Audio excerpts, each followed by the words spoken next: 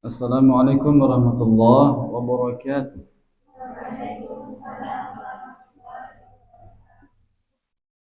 Ya, alhamdulillahirabbil alamin.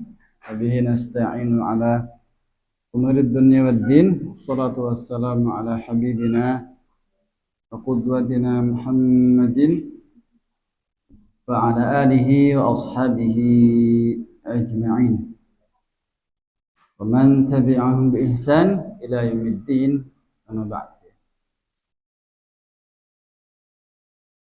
Alhamdulillah, ini saya nyebutnya apa, santri ataupun santri ya, santri aja ya. Santriwan, santriwati, para penjaga satidah wal sadat, rahimani rahimakumullah. Alhamdulillah, bersyukur sekali bisa bersua, berjumpa dengan semuanya. Semoga perjumpaan ini menjadi perjumpaan yang mubarakah dalam rangka ketaatan kepada Allah Subhanahu wa taala. Alhamdulillah, sungguh nikmat yang Allah Subhanahu wa taala anugerahkan kepada kita semua begitu banyak ya. Tiada terkira. Wa in ta'uddu ni'matallahi la tuhsuha. Jika kita hendak menghitung nikmat Allah, maka sungguh tidak akan sanggup kita membilangnya. Ya, alhamdulillah, dan ya, di antara nikmat ya yang kita rasakan adalah kita bisa merasa bahagia ya, ataupun barangkali geli ya dengan sikap ya sebagian kawan kita atau saudara kita ya. Jadi kita bisa merasa lucu ya ataupun senang, itu adalah kenikmatan. Dan di antara amal soleh yang besar di sisi Allah Subhanahu wa taala adalah idkhalus surur fi qulubil mu'minin ya, atau fi suduril mu'minin. Jadi antara kebaikan yang sangat dicintai Allah Subhanahu wa taala adalah kita masukkan rasa bahagia ke dalam hati saudara kita muslim. Ya, alhamdulillah. Ini konsumsi internal atau eksternal nih? Maksudnya ini ya, kajiannya disiarkan juga eksternal atau hanya internal? Eksternal juga. Oh ya, berarti nggak usah kami sampaikan di sini ya, karena agak lucu, tapi ini hanya konsumsi internal saja. Ala kulli hal, sungguh ya, di antara yang pertama kali diingatkan oleh Zat yang Maha Pengasih dan Penyayang, Maha Rahman Rahim adalah masalah adab ya, masalah adab. Dan ini adab dalam majelis ilmu ya. Iya. Barangkali ada yang tahu dalilnya. Jadi ayat yang pertama kali dalam Al-Quran yang didahului dengan lafal atau lafaz ya ayyuhalladzina amanu, itu adalah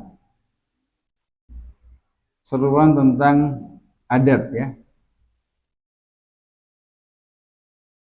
Pernah kami sampaikan ya atau belum ya? Coba, siapa masih ingat? Jadi yang pertama kali Allah SWT tegaskan ya, dalam Al-Quran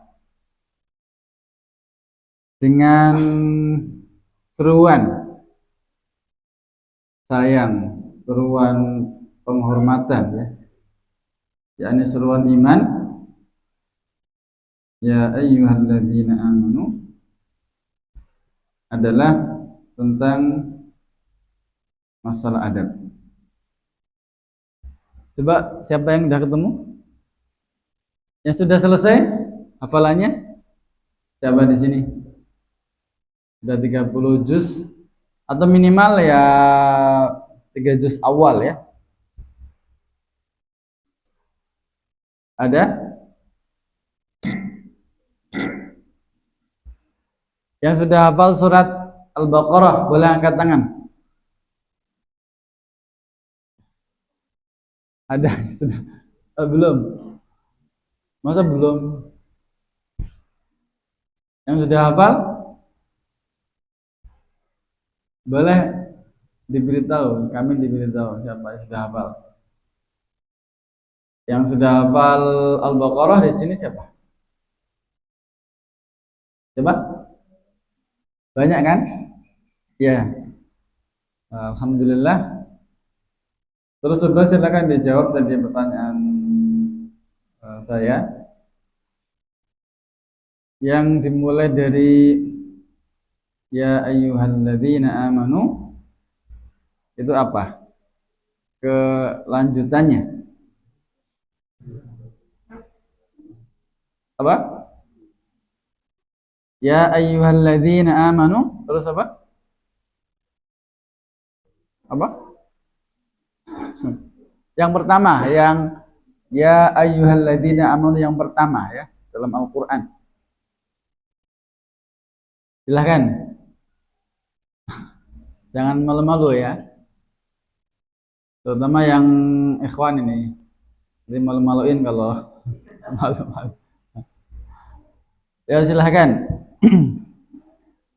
Ya ayyuhalladzina amanu. Atau boleh nyontek kalau ragu-ragu ya. Apa tuh Pak? Sebelum nanti kami tunjuk ya. Silahkan.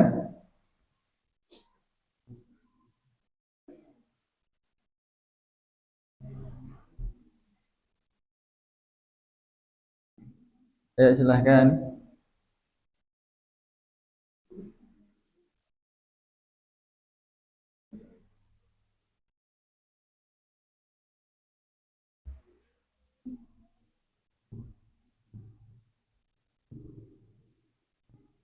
Sudah ketemu belum?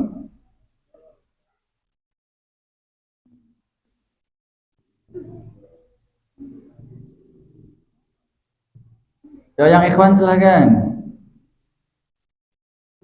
Yang ikhwan duluan. Ikhwan first. Hah? Ada ya ikhwan? Sudah ketemu? Jangan sampai keduluan akhwatnya. Sudah belum? Hah? Belum, oh ya, ya kalau itu yang berarti menyilakan akhwatnya. Silakan. Abang. Heeh.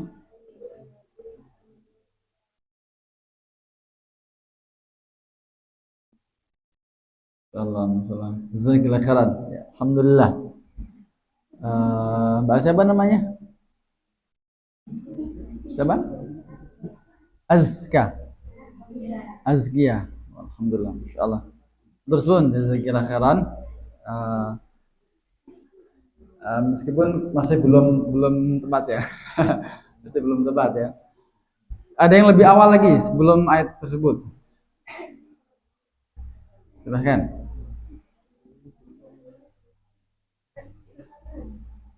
Ya, ya, fadhil.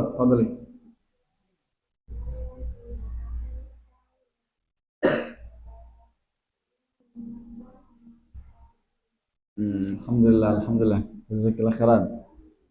Nggak perlu saya tanya namanya ya. Belum tepat ya, maaf ya. Tapi syukuran ya sudah. Insya Allah sudah mencoba. Ya silakan Mbak.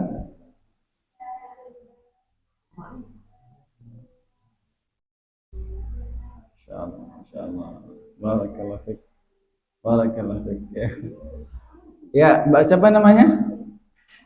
Asma. Oh, Masya Allah. Alhamdulillah. Ya, betul sekali Mbak Asma ya. Ya, ayat berapa itu Al-Baqarah? 104 ya, Alhamdulillah ya.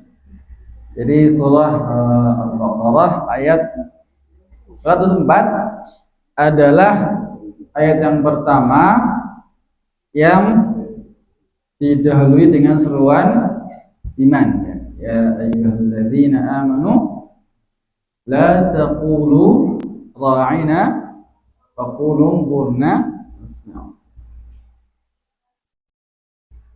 Ya, dan seterusnya ya, tidak ada ayat. Dan di situ Allah Subhanahu wa taala menjelaskan atau bahkan memilihkan ya, memilihkan kalimat atau kata yang lebih Allah Subhanahu wa taala ridhoi atau Allah Subhanahu wa taala tetapkan bagi orang-orang beriman, yakni para sahabat ya. Jadi para sahabat itu dipilihkan kata unzurna ya. La taqulu ra'ina wa qulu unzurna. Qulu unzurna. Wahai orang-orang yang beriman, janganlah mengucapkan ra'ina, tapi ucapkanlah unzurna ya. Meskipun maknanya sama ya. Maknanya sama, intinya agar Rasulullah Sallallahu Alaihi Wasallam ya tidak terburu-buru atau tidak cepat-cepat dalam menyampaikan apa yang beliau ajarkan. Ya. Nah, di sini Allah SWT itu memilihkan kata unzurna dan bukan ra'ina ya. Yang ya secara ringkas kalau kata ra'ina itu bisa diplesetkan ya oleh orang-orang Yahudi menjadi kata yang maknanya buruk ya. Maka Allah SWT memilihkan bagi kaum muslimin itu unzurna ya. Jadi dalam majelis ilmu itu para sahabat ya dipilihkan kata unzurna jika merasa pelajaran yang diberikan oleh Rasulullah SAW itu terlampau cepat ya, atau minta diulangi ya, minta diulangi. Maka pelajaran yang bisa kita ambil di sini adalah masalah ucapan saja ya itu sangat diperhatikan oleh Allah Subhanahu wa taala ya. Jadi kata-kata yang diucapkan ya, apalagi kalimat yang terlontar itu harus betul-betul ya dalam pengawalan ya. Dan ini kita kenal dengan adab ya. Ya. Jadi Allah SWT sangat mengutamakan masalah adab ya. Dan dalam tanda kutip ya hanya sekadar kata saja dipilihkan yang terbaik ya. Jadi Allah SWT memilihkan kata-kata yang terbaik. Maka ini bagian dalam adab kita bermuamalah, bermajelis ilmu secara khusus ya. Dan dalam ayat tersebut itu konteksnya adalah majelis ilmunya Rasulullah Shallallahu Alaihi Wasallam dengan para sahabat ya. Dan setelah itu dilanjutkan dengan wasma'u ya. Jadi dalam majelis ilmu itu sangat penting, adab yang harus kita jaga adalah menyimak dengan baik ya, menyimak dengan maksimal dalam setiap majelis ilmu. Meskipun yang disampaikan mungkin sudah puluhan kali atau bahkan ratusan kali kita dengar ya. Namun adab kita sebagai thalabul ilm itu kita menyimak dengan sebaik-baiknya seolah-olah kita baru pertama kali mendengarnya ya. Tentu kita pernah mendengar kisah Atha ya bin Abi Rabah ya, seorang ulama tabi'in. Beliau suatu ketika menyimak dengan penuh perhatian ya ucapan atau tausiah ya dari seorang pemuda ya. Beliau menyimak dengan masya Allah ya, dengan luar biasa. Dan setelah selesai majelis ya, beliau sampaikan bahwa sungguh ya, aku telah mengetahui perkara yang disampaikan pemuda tadi ya sebelum pemuda tadi dilahirkan. Bayangkan ya. Jadi Atha bin Abi Rabah ya, tawadhu'nya dalam majelis ilmu, beliau menyimak dengan maksimal meskipun beliau sudah pernah mendengarkannya mungkin puluhan kali ya. Bahkan sebelum yang menyampaikan itu terlahir di dunia. Maka seorang penuntut ilmu dikatakan sempurna ilmunya ketika ia sudah mengambil ilmu dari orang yang di atasnya, yang setara dengannya dan yang di bawahnya ya. Maka ini menjadi bagian dari adab kita untuk tawadhu terhadap para penyampai ilmu. Meskipun ya penyampai tersebut derajatnya di bawah yang menyimak, di bawah kita. Dan tentu kita juga bisa mengambil pelajaran dari kisah Nabi Musa alaihissalam yang rela ataupun yang dengan tawadhu ya berguru kepada Khidir ya, kepada Khidir alaihissalam ya. Dan jelas kalau Khidir bukan Rasul ya, maksimal seorang nabi. Adapun Nabi Musa alaihissalam, beliau seorang nabi, seorang rasul, dan bahkan rasul ulul azmi, rasul ulul azmi. Namun Nabi Musa alaihissalam ya dengan tawadhu'nya dan dengan upaya yang luar biasa ya mendatangi Khidir untuk belajar tentang suatu ilmu yang Nabi Musa di bawah Khidir dalam masalah tersebut ya.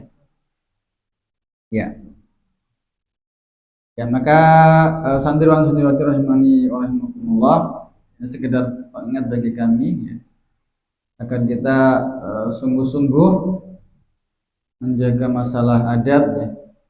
Karena demikianlah Allah SWT begitu memuliakan adab ini sehingga ayat yang pertama kali dimulai dengan seruan ya ayyuhalladzina amanu adalah tentang masalah adab.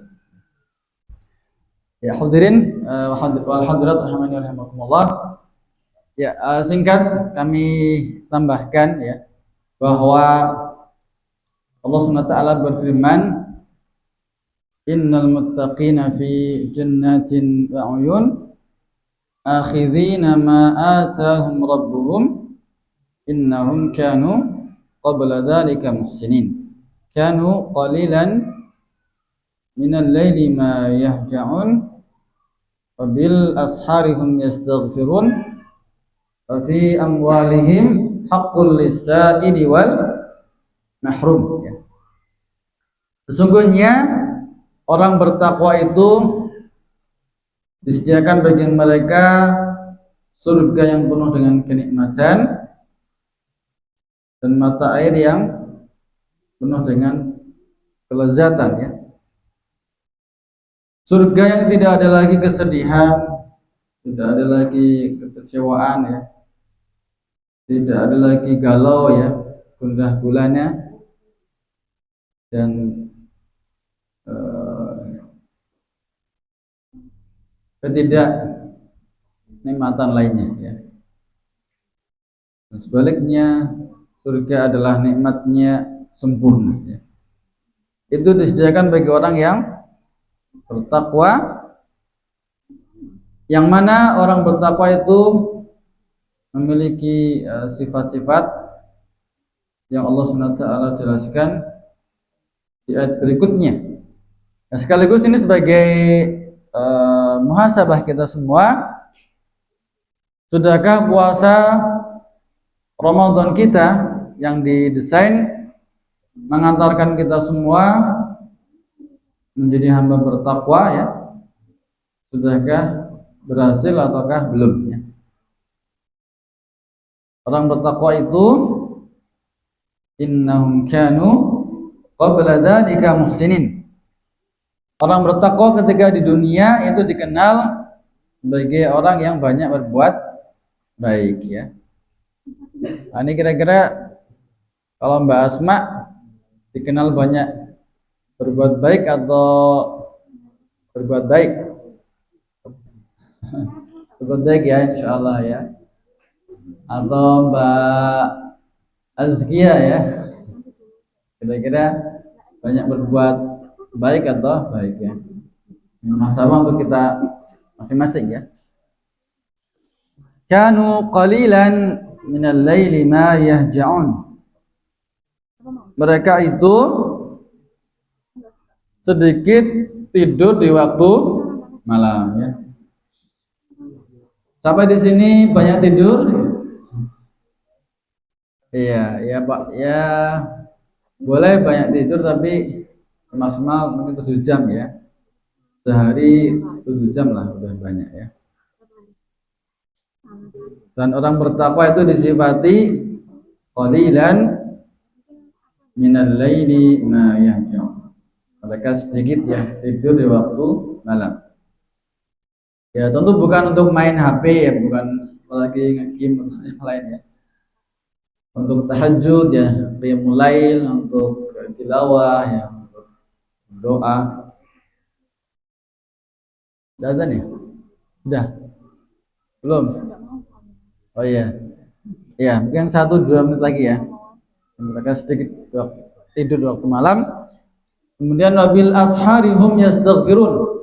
Mereka di waktu sahur itu mengkhususkan waktu untuk beristighfar ya. Orang bertakwa itu banyak istighfar ya. Rasulullah SAW beliau minimal 70 kali istighfar setiap hari ya. Dan orang bertakwa itu di waktu sahur menspesialkan waktu untuk mohon ampun kepada Allah Subhanahu wa taala. Wabil asharihum yastaghfirun ya. Dan orang bertakwa itu kebaikannya tidak hanya bersifat vertikal ya, tapi juga horizontal yang diwakili dengan dalam sebagian harta mereka itu sudah ada plot ya untuk orang yang membutuhkan, baik yang meminta-minta ataupun yang punya sifat iffah sehingga tidak meminta-minta. Makanya santriwan ya, santriwati juga harus belajar peka ya. Kalau ada temennya yang kayaknya kok kelihatan kurang semangat ya, jangan-jangan uang sakunya habis atau pengen beli jajan apa nggak punya uang ya. Ini belajar untuk peka ya. Karena orang bertakwa tadi ya, dia ada harta yang disiapkan untuk orang yang membutuhkan, baik yang meminta-minta dengan lugas ataupun yang dia tidak meminta-minta. Maka alhamdulillah madrasah Ramadan ini ya mendidik kita semua untuk bisa memiliki sifat-sifat tersebut ya. Salat tarawih ya itu mengondisikan kita sedikit tidur di waktu malam ya. Tentu kita pernah mendengar bahwa Rasulullah Sallallahu Alaihi Wasallam itu terkadang tarawihnya hingga menjelang subuh ya, maka tidurnya pun sedikit ya. Apalagi kalau 10 malam terakhir ya. Kemudian dengan puasa Ramadan kita juga sahur ya, kita bisa banyak beristighfar, dan dalam Ramadan kita juga sering dianjurkan untuk bersedekah ya. Maka kita mohon kepada Allah Subhanahu wa taala di akhir hari Jumat ini ya, semoga Allah Subhanahu wa taala berkenan menjadikan madrasah Ramadan ini bisa mengantarkan kita semua menjadi pribadi yang bertakwa. Amin Allahumma amin. Sallallahu ala nabiyina Muhammad wa ala alihi wa sahbihi ajma'in. Subhanakallahumma bihamdik asyhadu an la ilaha illa anta astaghfiruka wa atubu ilaik. Assalamualaikum warahmatullahi wabarakatuh.